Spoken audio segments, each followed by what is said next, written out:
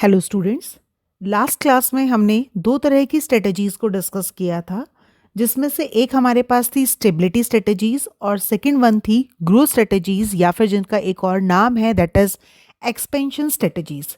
Stability strategies को बेटा वहाँ पर ऑप्ट किया जाता है जहाँ पर बिजनेस जिस करंट डायरेक्शन में या जो भी प्रेजेंट एक्टिविटीज़ कर रहा है उसमें किसी भी तरह का कोई चेंज नहीं करना चाहता, या फिर हम ये कह सकते हैं कि they want no significant change in the current direction.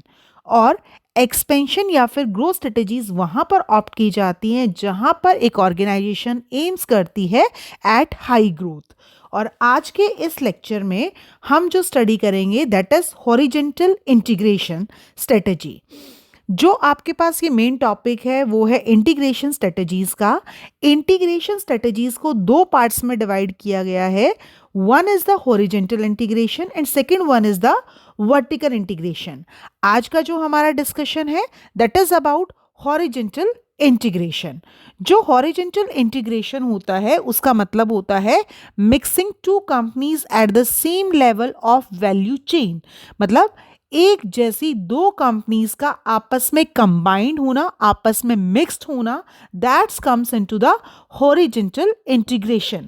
For example हम अगर बात करें तो हम कहें कि मान लीजिए कोई एक रॉ मटेरियल सप्लायर है, वो किसी दूसरे रॉ मटेरियल सप्लायर से अगर कंबाइंड हो जाते हैं तो उसे बोला जाता है हॉरिजेंटल इंटीग्रेशन। सेम उसी तरीके से अगर कोई भी एक रेस्टोरेंट ऑनर है वो दूसरे किसी रेस्टोरेंट ऑनर के साथ मिलकर फिर किसी एक नए बिजनेस को कंबाइन करते हैं तो उसे बोला जाता है हॉरिजेंटल इंटीग्रेशन। हॉरिजेंटल इंटीग्रेशन में वो स्ट्रेटजीज अडॉप्ट की जाती है जिसमें जनरली इन्वॉल्व होता है एक्वाइजेशन, मर्जर और टेक ओवर ऑफ वन और more similar firms operating at the same stage of the industry value chain. यानी जो सेम स्टेज पर काम कर रहे हैं, सेम स्टेज पर ऑपरेट कर रहे हैं, जब वो दो फर्म्स आपस में मिलकर या एक फर्म के द्वारा टेक ओवर होकर काम करती हैं तो उसे बोला जाता है हॉरिजेंटल इंटीग्रेशन। लेकिन जब हम हॉरिजेंटल इंटीग्रेशन को पढ़ते हैं तो हमें एक चीज़ जो दिमाग में हमेशा रखनी चाहिए कि ज़रूरी नहीं है कि हॉरिजेंटल इंटीग्रेशन तभी हो जब आपके पास सेम प्रोडक्ट हो। कई बार दो डिफरेंट प्रोडक्ट कंपनीज भी अपने आपस में हॉरिजेंटल इंटीग्रेशन कर सकती हैं।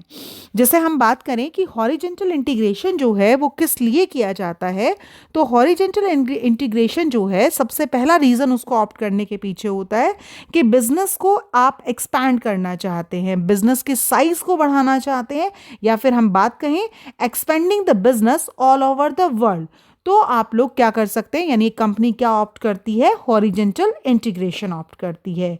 या फिर हम कहें कि मार्केट में हम ज़्यादा वैरायटी ऑफ प्रोडक्ट्स को लाना चाहते हैं तो भी हॉरिजेंटल इंटीग्रेशन किया जाता है।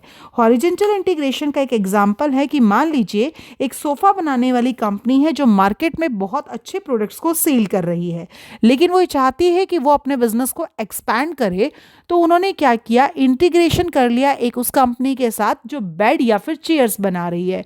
तो इट मीन्स उनके पास प्रोडक्ट्स में वैरायटी भी बढ़ गई और उनका बिजनेस भी क्या हो गया, एक्सपैंड हो गया। हॉरिजेंटल इंटीग्रेशन के पीछे एक रीज़न ये भी होता है कि एक बिजनेस जो है वो अपनी पावर को इंक्रीज करना चाह रहा है, यानी अपने मार्केट शेयर को इंक्रीज करना चाह रहा है। तो जब आप अपने बिजनेस में अपने मार्केट शेयर को इंक्रीज करना चाहते हैं तब हॉरिजेंटल इंटीग्रेशन होता है जो दोनों के लिए अच्छा होता है। मतलब चाहे ए फर्म है चाहे बी फर्म है, दोनों फर्म्स के लिए हॉरिजेंटल इंटीग्रेशन जो है वो अच्छा है। लेकिन अक्सर हम ये कहते हैं कि जो हॉरिजेंटल इंटीग्रेशन है उस दोनों कंपनी की पोजीशन के लिए तो अच्छा होता है, लेकिन कंज्यूमर के लिए वो अच्छा नहीं माना जाता। और इसी में आगे एक बात ये भी आती है कि हॉरिजेंटल इंटीग्रेशन करने से जो कंपटीशन का लेवल होता है वो एलिमिनेट हो जाता है और एक कंपनी का मार्केट शेयर जो है वो इंक्रीज हो जाता है। लेकिन हॉरिजेंटल इंटीग्रेशन करते वक्त हमें एक बात दिमाग में ये रखनी चाहिए कि इसमें बहुत ज़्यादा हायर कैपिटल की रिक्वायरमेंट होती है। तो इसी का बेटा एक बहुत अच्छा सा एग्जाम्पल है हॉरिजेंटल इंटीग्रेशन का, that is the acquisition of Corus by Tata Steel is a good example of horizontal integration. In the next class हम स्टडी करेंगे वर्टिकल इंटीग्रेशन।